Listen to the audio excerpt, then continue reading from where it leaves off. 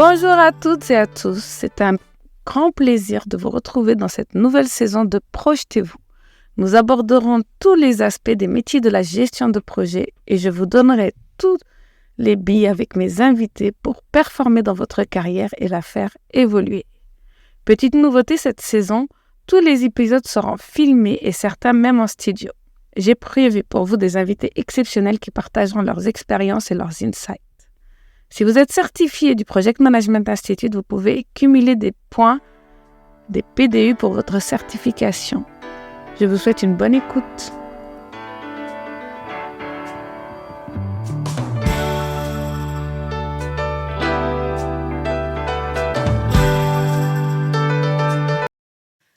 Bonjour à tous et bienvenue dans ce nouvel épisode de Projetez-vous. Aujourd'hui, je vais aborder un sujet très technique qui est mesurer la performance dans vos projets.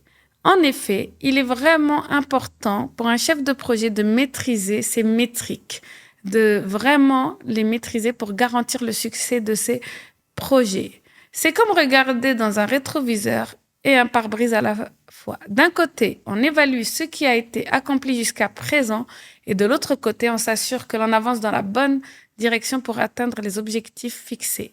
Dans cet épisode, nous allons explorer ensemble pourquoi il est essentiel de mesurer la performance dans un projet, quels sont les indicateurs clés à utiliser et quelles sont les meilleures méthodes pour le faire efficacement. Nous parlons aussi de l'importance du feedback pour s'améliorer en continu et pour couronner cet épisode, je vous parlerai de mon invité de la semaine prochaine. Ceux qui me connaissent sur LinkedIn savent que nous avons déjà, avant l'ouverture de la saison, fuité quelques sujets et quelques captures d'écran de cet épisode.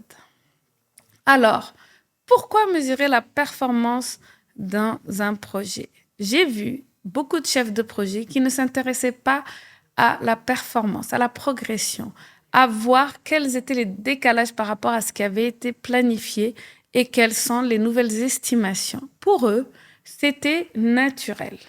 Je pense que nous sommes responsables de la bonne exécution de nos projets et des projets qui nous sont confiés. Cela signifie non seulement de respecter les délais et les budgets, mais aussi de s'assurer que nous atteignions les objectifs fixés. Et la seule manière de le savoir, c'est de mesurer régulièrement la performance. C'est de prendre le pouls du projet.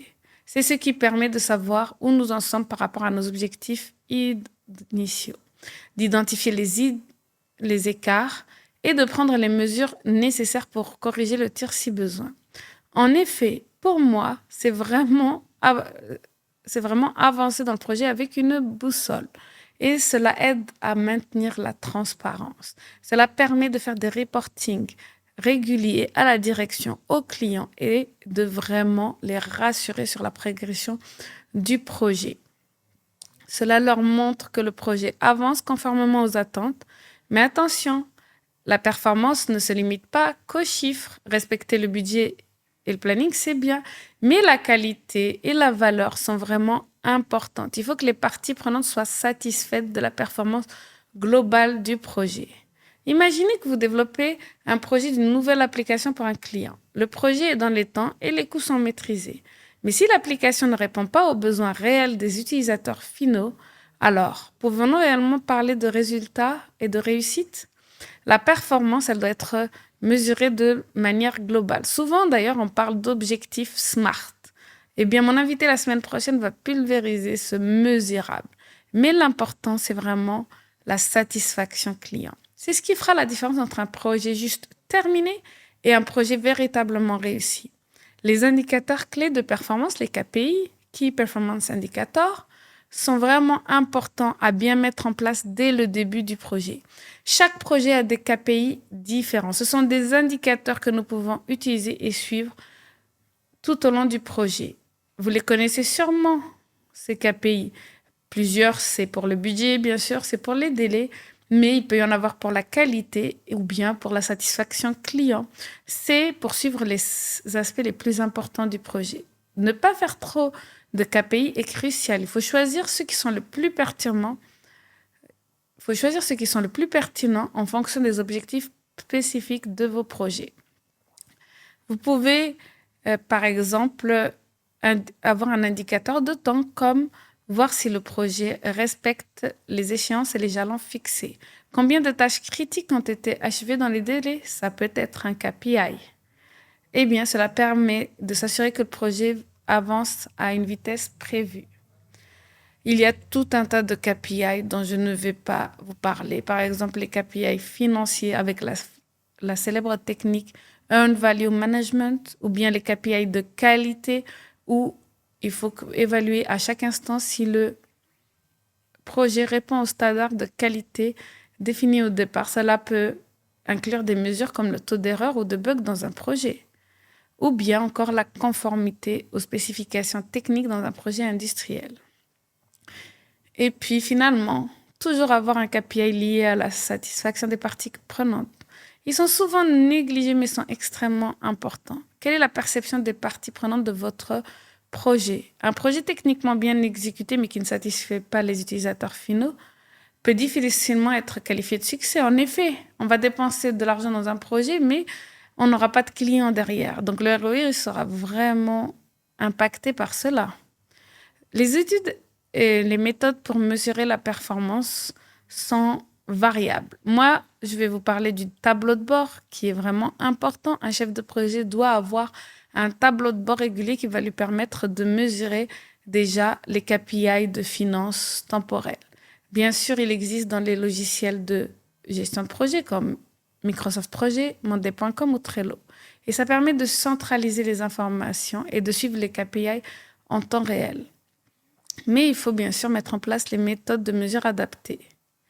Vraiment, tout cet ensemble d'outils vont pouvoir être à la disposition du chef de projet qui va permettre de regarder d'un coup d'œil si vous êtes en retard ou bien si vous êtes en avance. Je conseille vraiment de toujours avoir cet œil-là sur le rétroviseur, comme on dit, car il faut savoir si le projet est sur la bonne voie.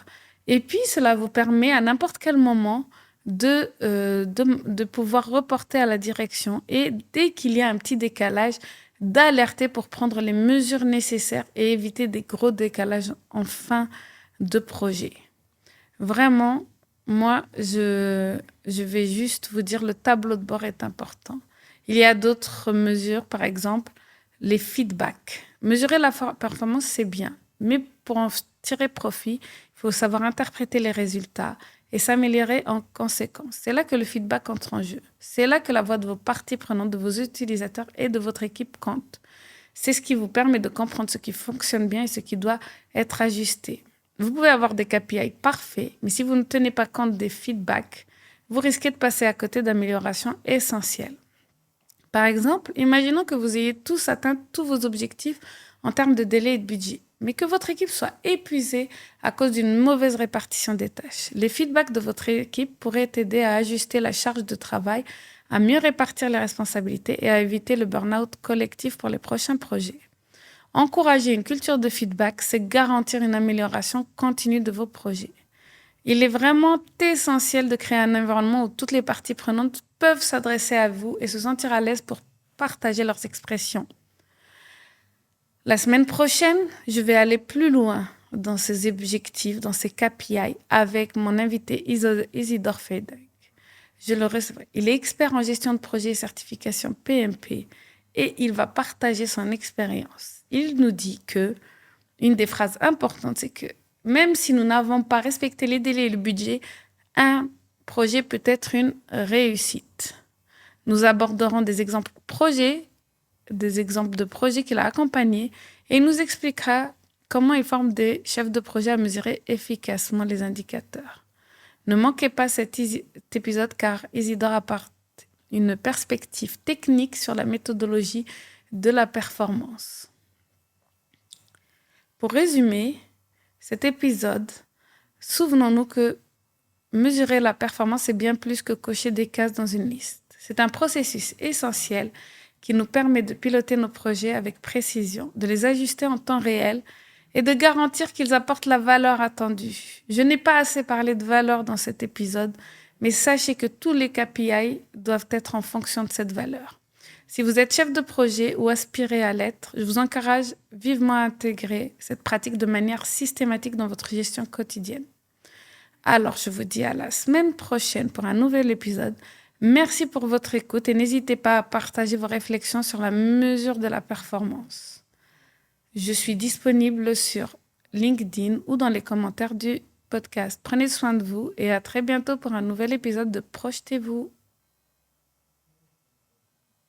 Merci d'avoir écouté Projetez-vous.